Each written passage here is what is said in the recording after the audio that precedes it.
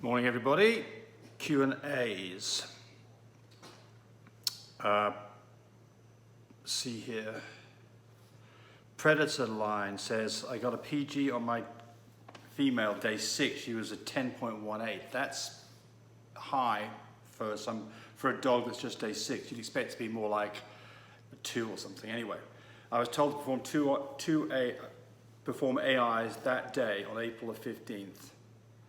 But I did the first day on the 16th, and I was only about, did take, I confirmed 2 or 3 puppies. Okay, so yeah, so you did one AI the next day, that's fine, not a problem. Okay, so let's assume then that day 15th, she was, I've got to look at the numbers here, sorry. She did the first day on the 16th, so you roll forward 61 days from the 16th of April, May, June the 16th would be approximate due date. And wants to know if it'd be safe to pull puppies before the due date because of the weekends coming up. Well, look, no. I mean, the only way that you can pull puppies is you know you're in the right place. So I get these questions all the time about the doctor won't be around. You've got to have a plan B because taking puppies early, bad results. What you got to do is follow my video on how not to lose puppies when you do it right. Watch for the temperature, behavior, PG level close to 3, and you're good to go. But don't be forced to take puppies because the vet won't be around. Find another vet. That's as simple as that.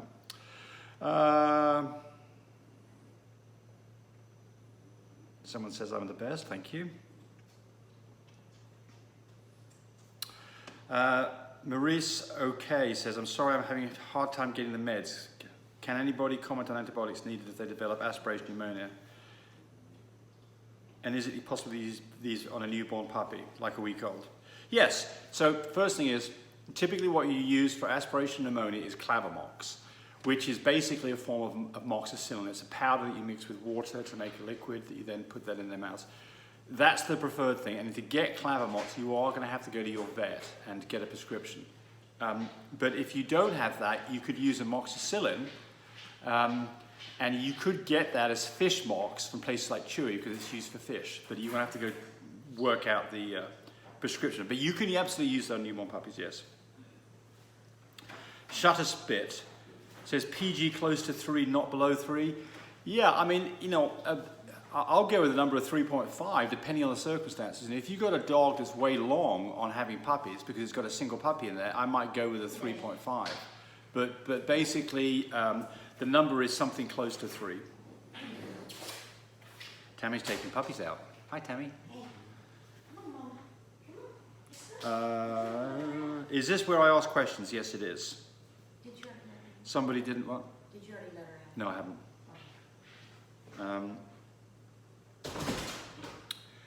Infamous 186 says, I got DNA back. My boy is AYAY, big B, little b. So that's a fawn dog, 1 copy of testable, 2 copies of blue, 2 copies of cream, no brindle, 1 copy of pied. What would be the best match for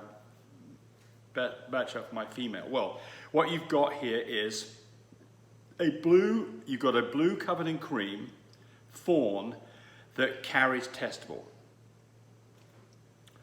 My female, she says my female is 10 points, 1 copy of testable, 1 copy of blue, no cream or pied. So what are you going to get? Well, you're going to get half creams and half blues out of this, and you could get some fawns, and they're going to be fawns and sables. So would be that the best thing to breed that dog to? It's okay. You're better off you had a dog that was little d, little d, little b, little b. To try and get lilacs and new shades and Isabellas. How do you get in direct contact with you? There's a number on the logo at the very beginning. You can call that number. GTB Frenchies. I have a 2-year-old female. She still hasn't had a heat. What would you recommend for me to do? Yeah, well, so, you know, what can you do? The things that you can do to bring a dog into heat are wait, which is the recommended thing. 2, put it with another dog that's in heat, also recommended. 3, use a product like PG600, which is a hormone used to bring pigs in. And I've never used it.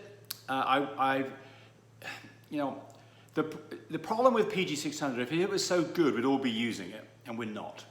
So it worries me that you can mess up a dog's heat cycle when you start to interfere with this stuff. I don't know that that's true, but that worries me a little bit. However, you know, at some point, if the dog's not going to come into heat, your hand is forced. And so, you know, I would probably wait till 2.5 years old before I mess with this. But if you want to do it too, fair enough. I mean, you know, at some point, you've got to do something. Mark Ewan 9499 says, a bit of balm on the nose of your dogs wouldn't go astray. You are exactly right about that. So some of them do have, that was a video from quite some time ago, and you're exactly right. A little bit of balm really helps with this dry nose. The Frenchies can get really dry noses. Beats by Jerk. Thanks for everything. Day 6 after surgical examination under the incision is an oval-shaped lump. Also day 17 after first blood. Oh, so this is it. So she had a blood size of $0.50, seen on a towel. Should I be concerned? So the discharge from a dog that's been bred 17 days after AI or first blood, no, that's not really anything to worry about. I mean, this means that it's maybe like 5 days after she's AI'd. You know, you will get dogs that are spotting. The worrisome part about this is that you can have pyometria. And so the always thing to do, any times that you've ever got a dog that you're worried about anything going on, very first thing is to do what? Take the dog's temperature. It's so easy to do. You can do it yourself. The piece of equipment, the digital thermometer, costs you like $5. Take a temperature. If a temperature is higher than or at or higher than 102, this is of concern. Definitely time to get some antibiotics on board. Could well be pyometria. If a temperature is a normal temperature, which is something between 100 and 101.5, don't worry about it. Now, as far as the oval lump is concerned, that does concern me a little bit as to what's going on there. So, you know, you could have an underlying opening where part of the gut is pushing through this. I think that does take a vet, well, I don't think, it needs a vet visit. Go to your vet, let them have a look at her, to decide whether they need to do anything, because you don't want to get a problem with this. And certainly, number one, I'm not there to even see your dog to diagnose whether that's what I would do. And number two, remember, I'm not a vet anyway, so go to your vet on that.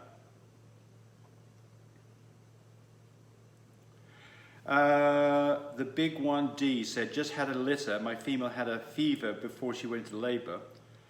What a good time. Yeah. Well, so one of the things to watch out for is if you've got a dog that is having a fever, right when you're doing a whelp, is to start thinking about, I can't think of the name of it now, golly. Eclampsia. Think about eclampsia. Low calcium can cause this, and that can be a real problem, and it can really get a dog in trouble. So if this continues on, I would be doing a calcium level to see whether she needs some IV calcium to help this problem. It can get fixed easy as long as you get on with it. But if it gets into a bad situation, you can absolutely lose a dog over it, and certainly a dog that doesn't want to nurse a litter. It encouraged me to do more of these videos. But do remember, disclaimer here, I am not a vet, I'm not a licensed medical professional, I'm purely a person who's been breeding dogs for the last couple of decades. Any information that you got from this video, use at your own risk. There's nothing implied here, and certainly this should not be used as a substitute for advice from your veterinarian or your medical professional. I hope you enjoyed the video. Come back for more of them. Frisky now, come on up here, girl.